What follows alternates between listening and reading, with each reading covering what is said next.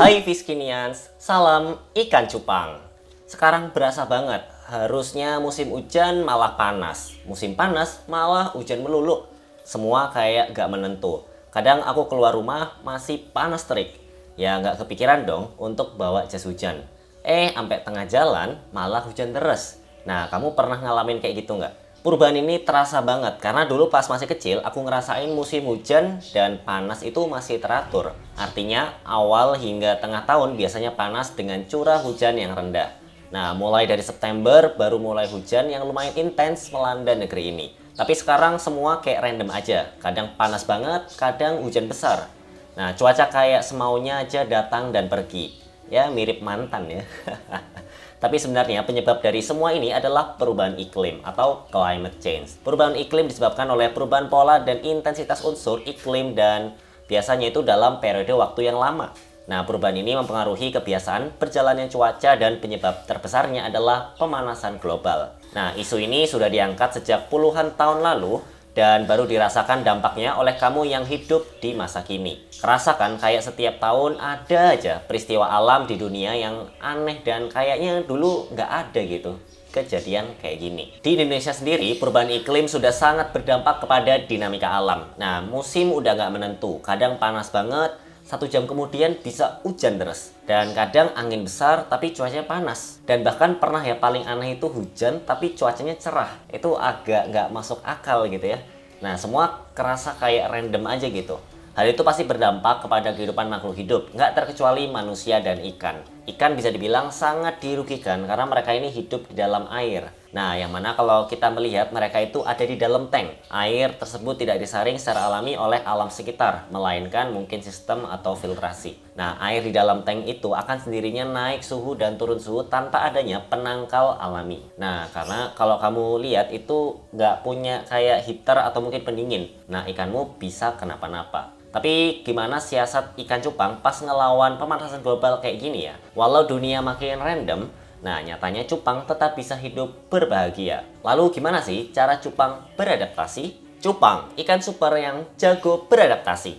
Temanku lagi pusing karena cupangnya ada yang mati. Karena beberapa hari belakangan hujan lagi gede-gedenya. Dan apesnya dia tanpa khawatir nguras air buat cupangnya dan naruh cupangnya di kamar yang nggak ber-AC. Kayaknya cupangnya kedinginan karena airnya terlalu dingin.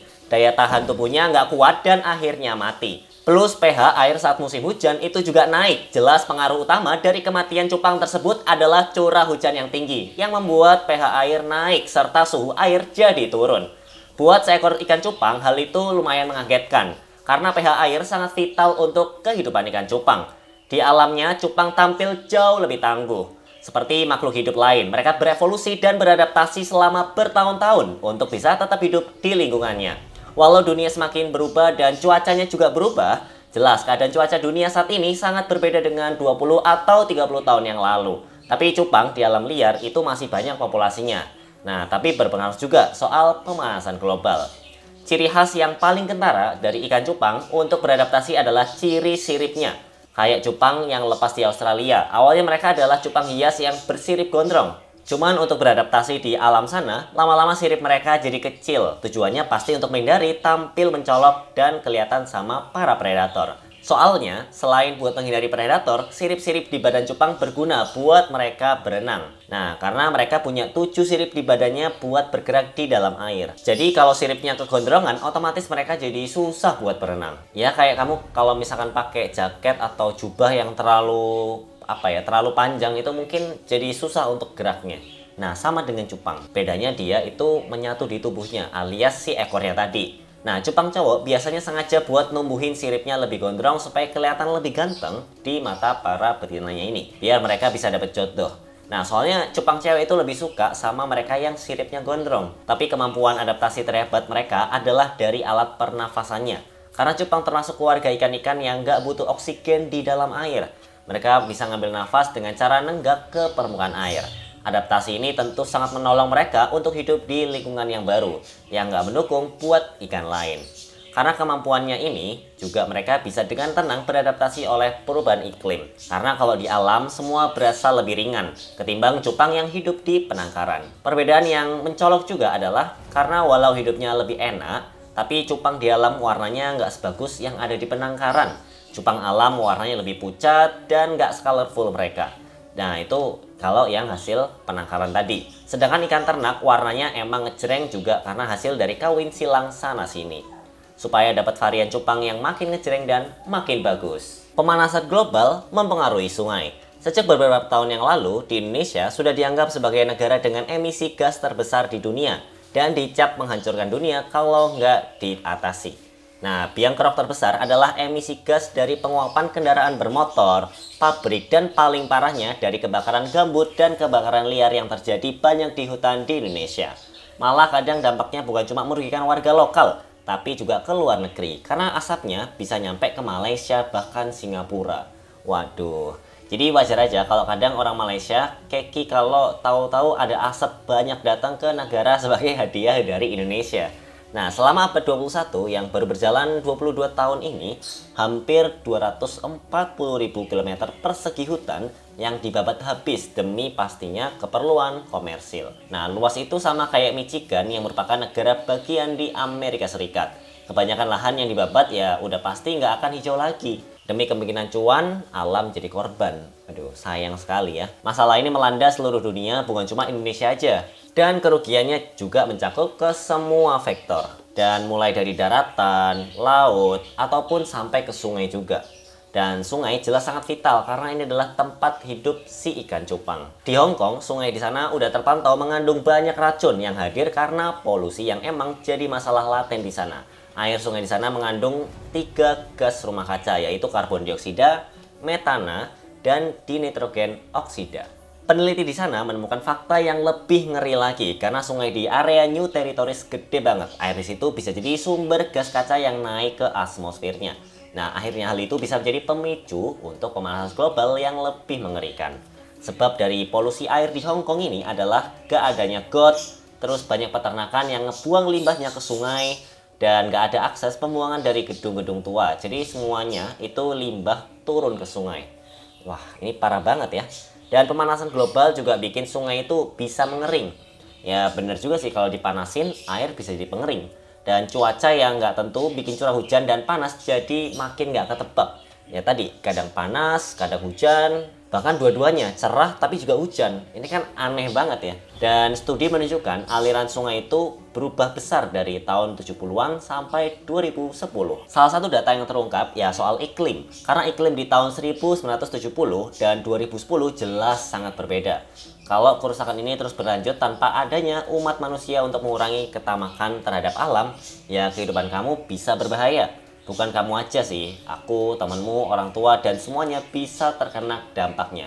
Bencana alam juga banyak banget yang terjadi karena kerusakan lingkungan. Jelas, akibat ini sangat merugikan buat manusia ataupun bahkan ikan cupang itu sendiri. Selain terhadap lingkungan dan alam, pemanasan global juga berdampak ke populasi hewan itu, yang banyak banget terpaksa masuk ke jurang kepunahan. Dan karena itu tempat tinggalnya juga diserang oleh pemanasan global. Cupang dan pemanasan global.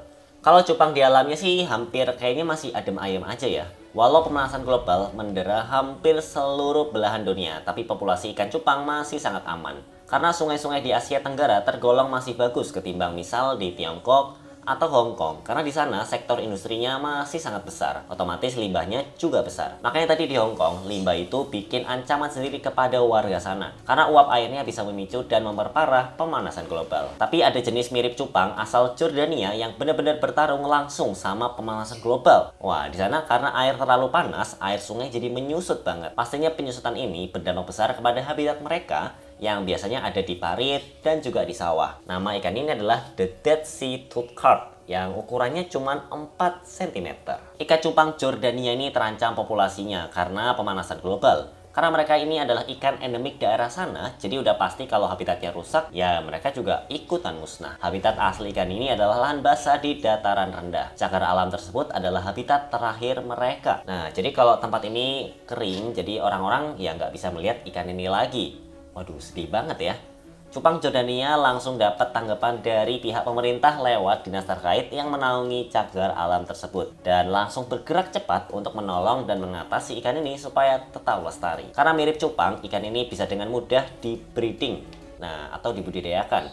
Jadi pihak Cagar Alam pengen nyelamatin populasi mereka dengan membuat semacam tempat budidaya yang hasilnya nanti bakal dilepas lagi ke alam liar. Karena di sana nggak hujan-hujan, jadi air di tempat mereka tinggal lama-lama kering. Soalnya udah lama nggak direfill sama air hujan. Dan jadi pihak Cagar Alam mau ngebantu proses kawin dan reproduksi mereka sampai si betina bertelur, telur yang menetas, dan akhirnya anaknya bisa dikembalikan ke alam liar. Nah, soalnya pihak Cagar Alam pernah menyelamatkan jenis serupa yang dulu sempat berada di titik nadir populasinya. Cagar Alam mempelajari siklus hidup mereka tentang standar air. Terus cara mereka reproduksi itu gimana sih? Supaya bisa juga mesti isolasi biar nggak nyampur sama jenis lain. Sehingga nanti genetiknya itu lebih pure. Selama 2 tahun mereka ini mengumpulkan 20 ikan yang ditaruh di kolam beton. Ya, taruh di kolam beton ada 20 ekor, dan di dalam kolam itulah para cupang Jordania ini saling berkembang biak. Nah, hasilnya sungguh sangat positif karena ikan yang awalnya cuma 0,2% tiba-tiba langsung naik jadi 50%. Itu kayaknya naik berapa ya? Banyak banget sih itu. Dan targetnya mereka ini adalah ikan-ikan yang nggak sampai turun ke bawah 50% populasinya. Maka dari itu mereka selalu memantau populasi ikannya dengan seksama. Nah, cupang bisa mengalahkan pemanasan global dengan bantuan manusia. Jadi alangkah baiknya kamu bisa bersumbangsi kepada alam dengan caramu sendiri. Kalau menurut kamu bagaimana? Tulis di kolom komentar ya. Sampai jumpa di video-video Fiskinian berikutnya.